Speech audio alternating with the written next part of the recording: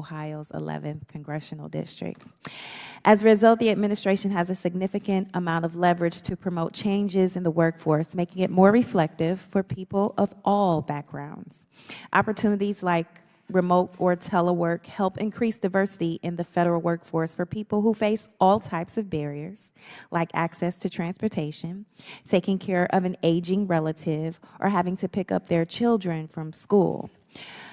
We are living in a post-pandemic 21st century, and we should make the most of the incredible advantages technology provides us all. As you said in your testimony, Deputy Director Miller, and I quote, "It is in the interest of the American people to ensure that federal jobs are attractive so that they can be filled by dedicated individuals with experience and expertise." So, Deputy Director, can you speak to how the federal government is competing for younger, diverse employees of all backgrounds with opportunities like telework and other aspects of hybrid work? Great, Congressman, it's good to see you. Thank you. And thank you for that question. We're competing for talent. We increasingly need a set of highly technical skills as one area that we're competing. Also, our federal workforce is older than the workforce overall. We've been particularly focused on increasing early career talent in the federal workforce. We've grown that by 13%, but we still have a long way to go. One of the ways that we are doing that is by trying to broaden the access to broader pools, broader talent pipelines across all of the country. If we're leaving some of the country on the bench and not giving them access, we're missing out on potential skills and expertise that could serve the American people in these roles. OPM recently took action to encourage skills-based hiring within federal agencies. That's also a shift that is happening in the private sector, so that we're moving away from purely degree attainment as a proof point for accessing jobs to, do you have the skills to do the work and the ability and the energy to come in and serve people? We want, ultimately, the president says this, our federal government should reflect the people that it serves. And frankly, I believe that that would strengthen our performance on an ongoing basis. Thank you for that. On June 25th, 2021, President Biden signed the executive order on diversity, equity, inclusion, and accessibility in the federal workforce. As part of the executive order, the president directed the Office of Management and Budget to develop and issue a government-wide diversity, equity, inclusion, and accessibility strategic plan, and consistent with merit system principles, identify strategies to advance diversity, equity, inclusion, and accessibility, and eliminate barriers to equity in federal workforce functions. So, Deputy Director Miller, can you speak to the progress on these efforts and how the Biden-Harris administration is working to further diversity in the federal workforce? Yeah, absolutely. Thank you, Congresswoman. Again, making sure that we have access to a broader set of talent within our federal agencies will strengthen federal agencies. One of the places that we have also focused is on utilizing internships as a real pathway to bring people in. Recently, OPM finalized Pathways regulation. That's the premier internship program with a major focus on increasing paid internships within the federal government. That gives people from all backgrounds the ability to take on these roles, and we are encouraging and creating platforms for agencies to hire interns across agencies so that open roles can be filled by people who have proven their skills in an internship. Thank you. As a result of the executive order, you issued a memorandum last year to the heads of executive departments and agencies, encouraging them to expand access to a diverse and resilient base of U.S. business suppliers for the federal government. I applaud this step to advance our national interest by promoting businesses which have been marginalized and yet provide essential, overlooked resources. So how long has the Office of Management and Budget created a, quote, diverse and resilient marketplace for American small businesses? And finally, with my remaining time, I would yield you an opportunity to address any other questions my colleagues presented. Great challenge for you. Thank you. On small businesses, when the president announced this yesterday, we achieved our goal of highest small business procurement on record, highest small disadvantaged business procurement on record. That's important because our supply base has been declining over the last 10 years, And we want that diversity in our supply base so that we don't get locked in to the same set of contractors on an ongoing basis, and we can make sure that we're high performing. We've got work to do, but we've made real progress and hit our goals thus far. Gentlelady's time's expired. Chair now recognizes the chairman of the Government Operations Subcommittee, Mr. Sessions from Texas. Mr. Chairman, thank you very much. Mr. Miller, I greeted you, and you greeted me very warmly when you came in, and thank you very much. I stated to you that I felt like today might be some opportunity for us to provide you feedback and you us, but I would not like the time to go by without saying that you and I agreed that we need to get together on really specifics, that some of the conversation that's around here, for instance, whether we're looking for younger, diverse workforce rather than qualified workforce. We're talking about all sorts of things that deal with internships, bringing people in even though they really don't fit and can't do the job. Exhibit A of that would be 18F, an organization within the GSA that came in of hiring young people to a job for them to seek out what kind of opportunities would be in the government. And what happened was they created a front part to login.gov that assured people that the person who signed in would be who they were based upon biometrics and other identifiers that they would qualify people.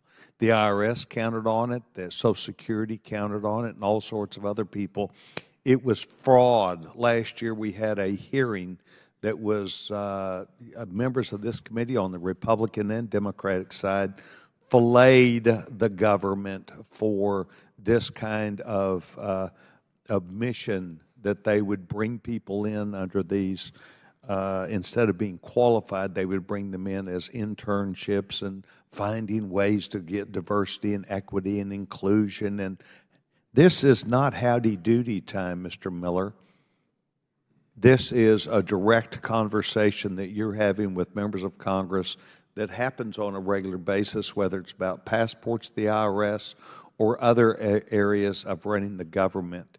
I don't want to pick on your words. I told you I did not want to do that, and I will not. But this is not something where you can say, in my opinion, that you've met your goals when, in fact, the time at the Social Security office is well over an hour, the IRS well over an hour, hundreds of billions of dollars that this Congress gave to the IRS, this administration, to fix problems. Now, at the end of 4 years, we are struggling across the government.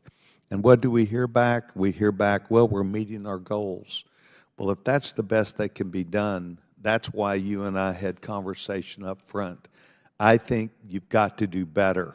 I think to simply offer a parity that you do the same things like the private sector, I think that's wholly inadequate.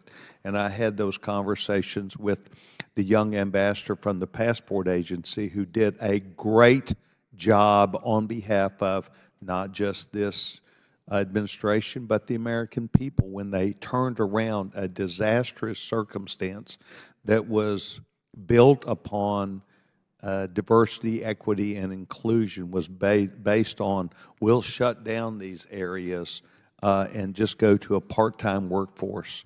Mr. Miller, I think you've got a big job, and I respect that.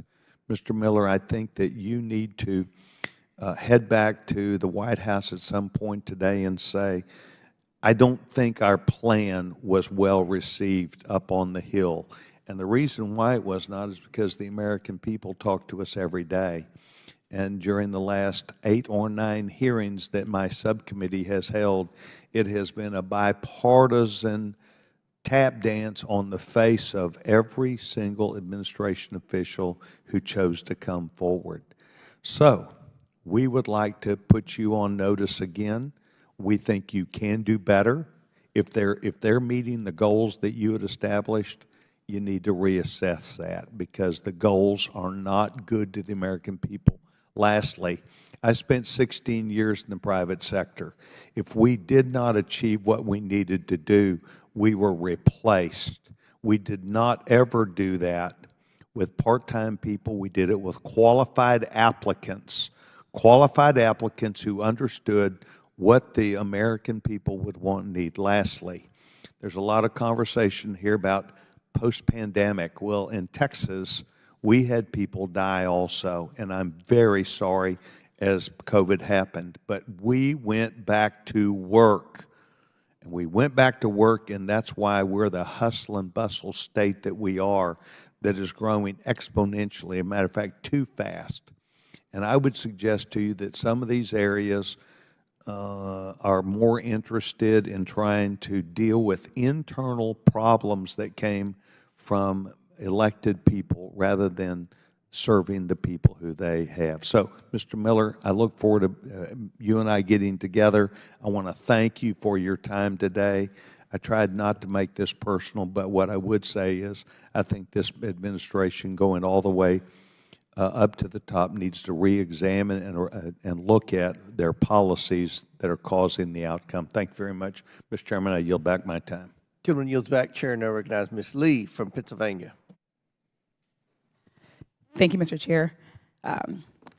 My community, like so many others across the country, relies on federal money for vital investments. Through these federal funded grants, we can see federal ideas and support actual work on the local level to improve our constituents' livelihood. We know that improvements to infrastructure, affordable housing, STEM, innovation, clean air and clean water, good paying jobs, food insecurity, and so much more can be addressed, or at least we can begin to address them through federal grants. I'm proud of my local research institutions like Carnegie Mellon and the University of Pittsburgh for bringing hundreds of millions of dollars back to the community to perform groundbreaking research. But we can't forget the equally important smaller organizations that often have difficulty in getting and accessing federal funding. Some of these smaller organizations have difficulty using the grant money because they're subjected to unexpected costs and requirements that aren't disclosed in the beginning. The financial cost of cutting through some of this red tape can be too big of a burden for so many. OMB directs agencies' processes for administering grant applications and reporting requirements. And as I've heard in my community, the process was in serious need of an overhaul. Thankfully, it seems that the process for receiving and reporting on federal funding is changing. Last month, OMB announced its new uniform grants guidance. So, Mr. Miller, what other changes to the grant-making process are in the new guidance, and how will they improve the process overall? Congresswoman, thank you for the question, and you highlighted a number of the reasons why we took on this overhaul, rewriting it from the bottom up. The goal very much was, if we're giving out dollars to recipients, those dollars should be focused on delivering outcomes, not on low value add or no value add compliance requirements. As I noted to Ranking Member Raskin, we had agencies interpreting the same words in the guidance in multiple ways, which creates confusion, and it discourages potential organizations that would be the best at delivering on those dollars for the outcomes that we're trying to deliver from even applying. And we wanted to change that. Going forward, one of our major efforts, we're pushing very hard on federal agencies to implement this guidance by the end of this fiscal year. That will be a sprint. We're also working with federal agencies to overhaul how they do their grant announcements, their notices of funding opportunity, to simplify them, to make them clearer, to all be written in plain language. Those are things that should be no-brainers, but it's a really important. And again, we have had overwhelming positive feedback. We had over 6,000 comments when we put this out, and the comments, if I could sum them up, mostly were long overdue, thank you. We have work to do to implement. Guidance isn't a light switch, but I'm excited about where this can head, and we need to continue to execute. Thank you. Another challenge that I'm seeing in my community is the timelines getting in the way. So when a project is time sensitive, even when a grant has been approved, sometimes the groups don't receive the funding with enough time to actually implement them. So I'm wondering, will the new grant process change? When the new grant process changes, will they improve how quickly the organizations receive their grant money? We have set up a council of the key federal financial assistance officials across agencies so that we can improve on those kinds of processes and that we can make sure that we're doing a better job of gathering feedback from recipients into the process. Ultimately, our approach is to make sure that we're getting more efficiency out of the dollars that we're spending, the dollars that we're giving out to these organizations. I think it has the potential to be a big win, but we need to execute. Okay. So I would say we also have to stay focused on eliminating the barriers that many of the families, communities, and businesses encounter when they're trying to access those resources. That means meeting people where they're at, wherever that might be. So finally, potential recipients who don't speak English as a first language, for instance, will have the opportunity to access the funding that their communities needs. How will these how will the new guidance help diverse districts, for instance, like mine, and underserved communities access federal dollars? So you noted one of the changes, which is removing the requirement that applications or notices be in English to the extent that that is important in some communities in the United States, including, for example, in Puerto Rico. The other is by simplifying the overall approach and changing the way in which we do things like indirect costs. It will broaden the set of community-based organizations in particular, we believe, that will seek to access federal funding. Thank you. Thank you for your time, and I yield back. Chair now recognizes Mr. Perry from Pennsylvania. Thank you, Mr. Chairman. Good morning, Director Miller. I want to talk to you about Executive Order 14019 and your involvement in the implementation of that. Does OMB have a strategic plan to implement that executive order? And if you need me to characterize what it is, I suspect you know. But Congressman, one of your fellow congressmen has asked me the same question. I said I would come back on the specifics. That's not been a focus of mine. So there is a plan, and you just have to get it to us, or you don't know of a plan, or what's the situation? Again, I'm going to take that back and make sure that I get you a precise answer.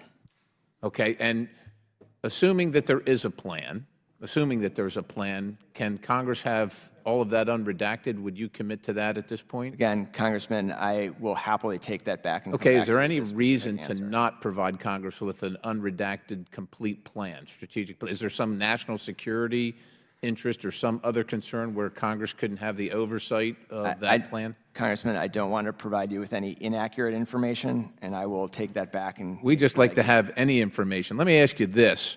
The United States Attorney General established a procedure for educating felons on how to register to vote, how to vote by mail, those type of things. And as you probably know, there's a federal Bureau of Prisons, and federal felons are ineligible to vote. Why would we have a plan under Executive Order 14019 to educate these folks ineligible to vote on how to vote and how to proceed with that? Why would that be? Do you know?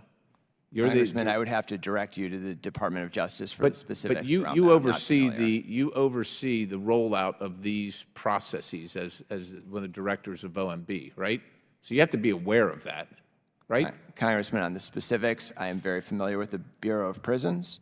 The Bureau of Prisons was recently added to the high-risk list by GAO, focused on management issues associated with the Bureau of Prisons. We take all of the issues across the high-risk list very seriously, but on the specifics of that action, I would have to direct you to the Department of Justice. You have to. So you're not going to do any oversight yourself on it. You're not going to look at what they're doing and inform Congress. You're not going to do any of that. I'm happy to have my team follow up with yours on the specific concerns, and on the specific actions by DOJ, I would have to refer you to. Okay. How about this one? What actions are you taking at OMB to ensure that people that are here illegally aren't eligible to vote under this executive order? Congressman, again, I want to make sure that I give you a precise answer. Do you know answer. anything about this executive order at all? I'm familiar with the executive order. Okay, so that should be easy. What actions are you taking or have you taken in your office to ensure that people residing here illegally are ineligible to vote under the provisions rolled out by this administration under this executive order, knowing that they have to have a strategic plan submitted? Congressman, I'm happy to take back your questions and your concerns and make sure I get you a precise answer. I'm happy to talk about my purview as management at OMB and the broad set of management priorities that we have been implementing.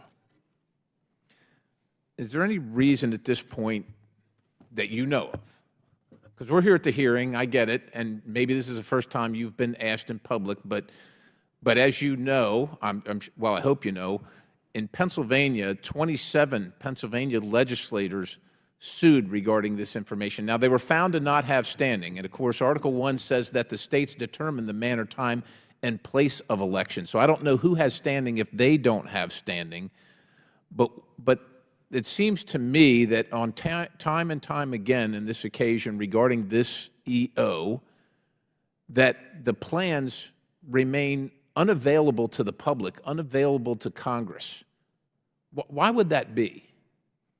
Congressman, again, on the specifics here, I'm happy to take your concerns back. I want to make sure I provide. Can you provide anything at all, any information whatsoever on this executive order today at this hearing?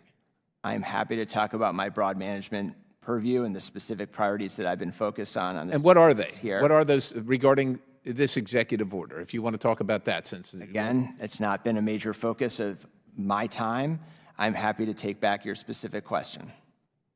That's the limit of what you can talk about regarding your involvement. Congressman, I am happy to take back your question. I will make sure that we provide you with specific information. Okay, last question, I promise. What's the timeline on the provision of these answers? What are we talking about? A week, 6 months? You know there's an election coming in November, so we'd like to have that in a timely manner so we can evaluate how well you're doing and if you're out of bounds. So what are we talking about? I fully understand that. I am required, as part of this, to respond to your questions for the record as well, and I'm sure. Timeline, sir. What's the time, for the love of God? Can you give me anything? 2 weeks? Give me something that you feel comfortable with, even if I don't like it. Consistent with whatever Chairman Comer and we agree in terms of the questions for the record, that will be the timeline. Well, we'd like them soon. Can you commit to 2 weeks? Is 2 Mr. weeks? Chairman, we're now Today, over tomorrow. 35 seconds. I'll yield the balance. Chair now recognizes, and we look forward to getting the answers soon. Chair now recognizes Mr. Frost from Florida for 5 minutes. Thank you, Mr. Chairman. Nearly 3 million federal employees and 1.5 million privates. What's going on? Frost. Okay, I'm sorry. Mr. Conley. I'm now advised about that. Mr. Conley from Virginia. Thank you so much, Mr. Chairman. Mr. Miller, what's your timeline for making sure Ukraine wins the war? Again, Congressman, I'm happy to talk about the topics that are in my purview as the Deputy Director for the that's not in your purview. Got it. All right. Then I won't belabor you with questions that are not relevant to your purview. Let me ask about federal pay. Every year, I, with my colleagues from a number of states, especially Maryland and Virginia, have introduced the FAIR Act. This year, we recommend a 7.2% increase for both military and civilian. I have to admit we were distressed that this year looks like we're going backwards instead of forward after some real progress in the Biden administration. Help us understand why you're only recommending 2% for federal employees when inflation's higher than that. And secondly, why you have, in fact, widened the gap between military and civilian compensation, which is something, pay parity has really been a goal we've had for a long time around here. Congressman, thank you. Thank you for your broader leadership on our federal workforce. It has been important under the Biden administration that we are working to close the long-standing gap. Our FY25 budget had to comply with fiscal responsibility acts, and we took that very seriously. We also wanted to make sure that our pay policy decisions were not having negative impacts on near-term service levels. We are currently several months into implementing the most recent pay increase, which is why we recommended the 2% pay increase as part of the FY25 budget. Well, okay. I guess, I mean, when we looked at our analytics, there's no way we could have gotten to 2%. You know, and I hope we have an opportunity to dialogue about that, but I think that's just a very inadequate number for hardworking federal employees. So, as you know, we passed the FedRAMP legislation, which is the program, and we codified FedRAMP in law so that it's not just an orphan in the executive branch. and we worked well with your office as well as others in the executive branch. OMB drafted a modernized, a FedRAMP memo and solicited public comments, but that memo has not been finalized or issued. And as you might imagine, after dissolving the JAB, the Joint Authorization Board, and a number of companies that were sort of in process feel that they are now in limbo. And the whole point of trying to make the changes we made in law with respect to FedRAMP was to streamline and lower the cost and make it more predictable and reliable by having a presumption of adequacy that if you get approved in one federal window, it's pretty much good to go unless there's something very, very specialized. So when can we expect that memo? And do we have your commitment that in the spirit of the FedRAMP law we passed and the President signed, that we're going to do everything we can to meet the original goals of FedRAMP of 6 months, reasonable cost and predictable? Yes, you have my commitment that we're hard work is underway to reform FedRAMP for the very reasons that you move forward with legislation for your ongoing leadership on this. You have my commitment that we will continue to make FedRAMP a priority and move expeditiously. Good, because we care a lot about that. Final thing, in your purview, you chair the Security Clearance Sustainability and Credentialing Performance Accountability Council, a mouthful if there ever was one. One of the biggest complaints, certainly in my district, from federal contractors in intelligence, defense, and homeland security is how long it takes to A, get a security clearance, B, to even transfer it, which ought to be the low-hanging fruit, right? I mean, if you've already got one and you're going to move from company A to company B, it seems to me that ought to be easy. And yet, that also consumes a lot of time and a lot of bureaucracy. What can I tell companies in my district and people living in limbo with respect to the security clearance? Is there hope in the way? Are we going to get into that backlog? Are we going to streamline the process as we move forward? Because of that mouthful, we refer to it as the PAC, to simplify. Up here, PAC means something else, but all right. The transformation effort, we believe, will result in meaningful reductions in the overall timelines. We put out those goals last year in terms of the reductions. We've had it at a stable place. The backlog's been at a stable place, and we've been making progress on the transfer of trust, the reciprocity, as you know, particularly at DOD, but we absolutely have more work to do. All right, I'm going to hold you to it. And finally, I wrote you a letter about OMB's compliance with FATAR. We don't have a response yet. When might we expect that response? I am aware of the letter. We will follow up with you expeditiously, and we'll give you clarity on a timeline quickly. All right. Thank you. Thank you. Chair now recognizes Dr. Foxx from North Carolina. Thank you, Mr. Chairman. Thank you, Mr. Miller, for being here. I have several questions, so I'd like to try to get through as many of them as I can. The November 2023 revisions to OMB Circular A4 are a departure from the bipartisan and widely accepted practice and principles dating back to the Clinton era. The recent revision is little more than a thinly veiled attempt to stack the deck in favor of extremely costly new regulations. Why did the Biden administration feel the need to depart from the established bipartisan framework and guardrails for considering different regulatory approaches, seeking to give Americans an accurate representation of the true cost of new regulations?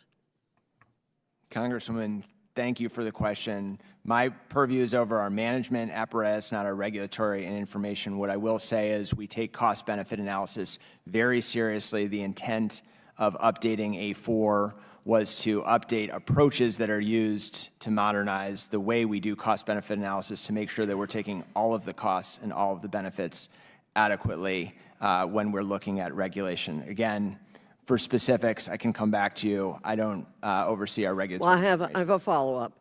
It seems to me that the OMB Circular A4 revisions are just a ploy to allow agencies to overstate the benefits and undercount the cost regulations that we all know will bankrupt Americans so long as they contains certain buzzwords like climate change and social cost of carbon.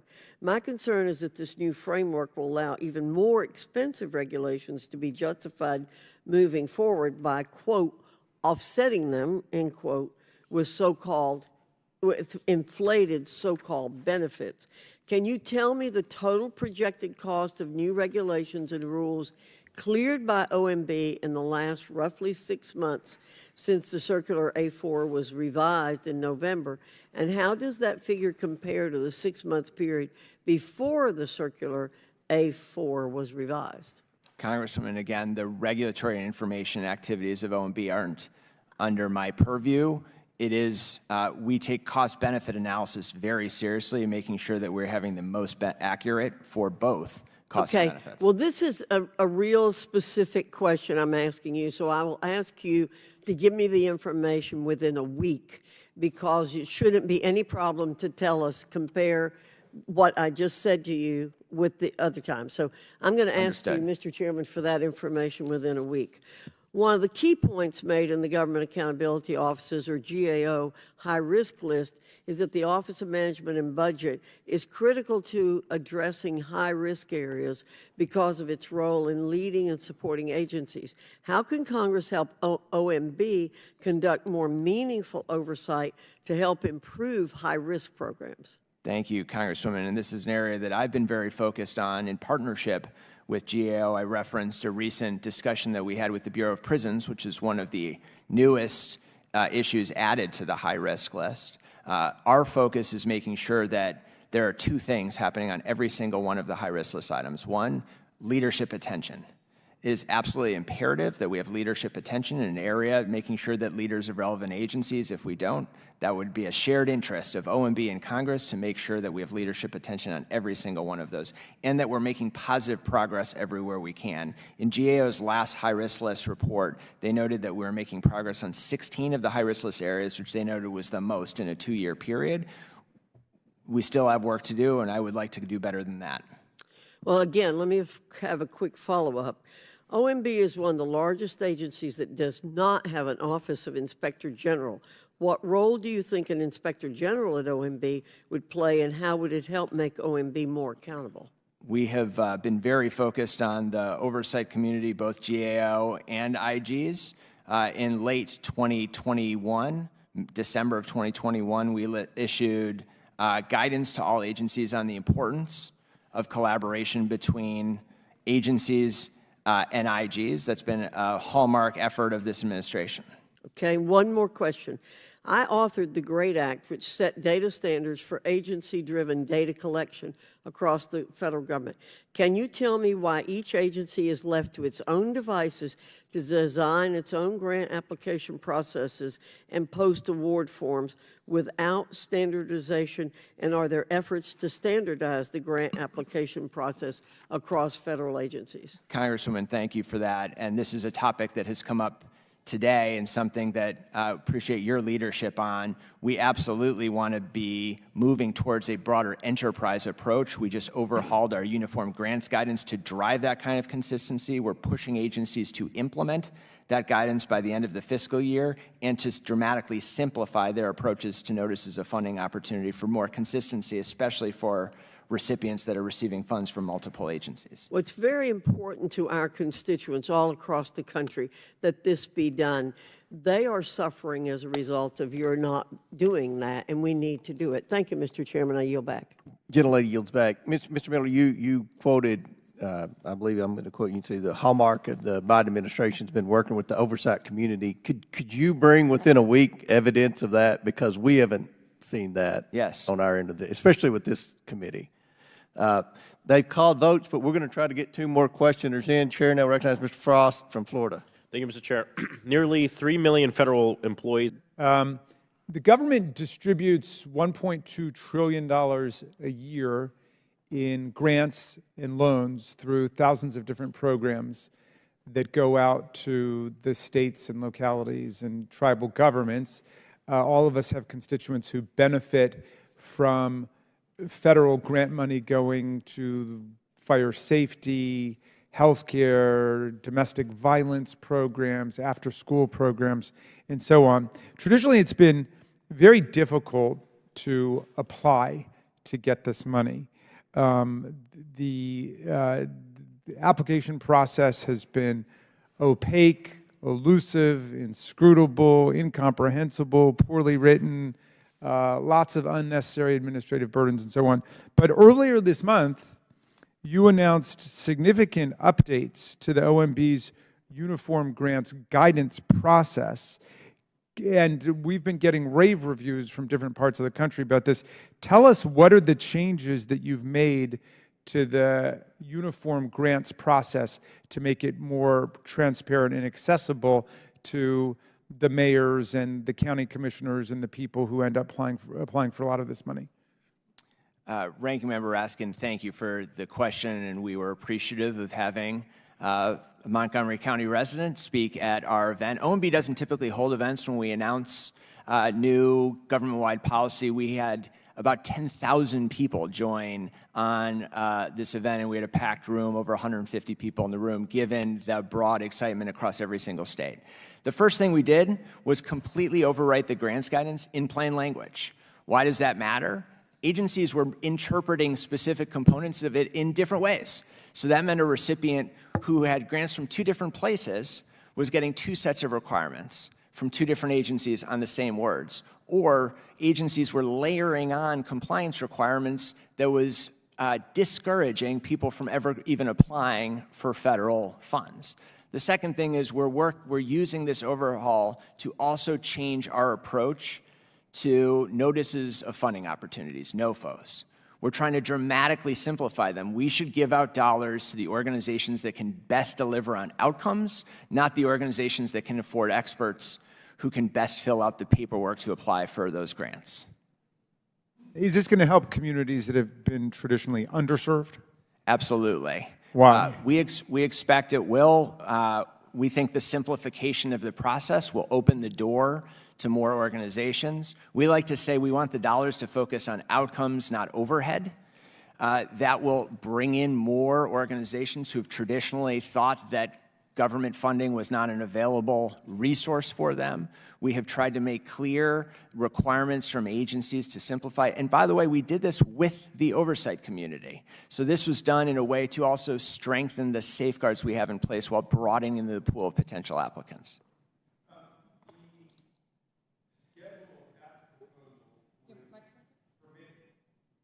The Schedule F proposal would permit the president to replace career government workers and experts with political loyalists. Can you discuss what the return of Schedule F could do to the civil service and how it would affect the services to our people?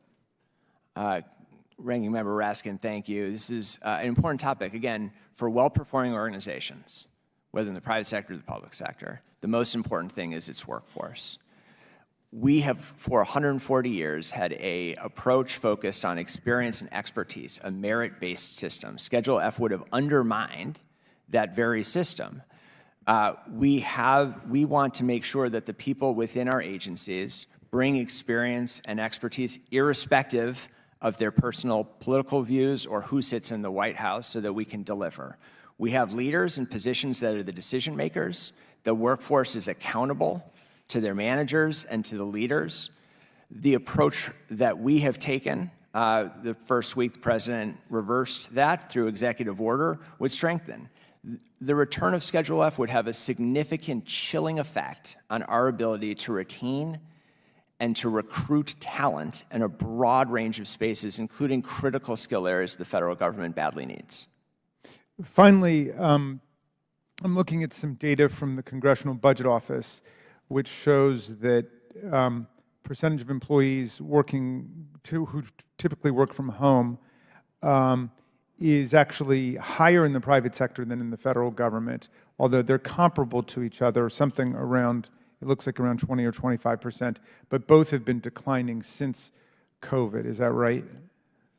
I'm not familiar with the specifics. Again, about half of the federal government doesn't even have the opportunity to telework based upon their job requirements.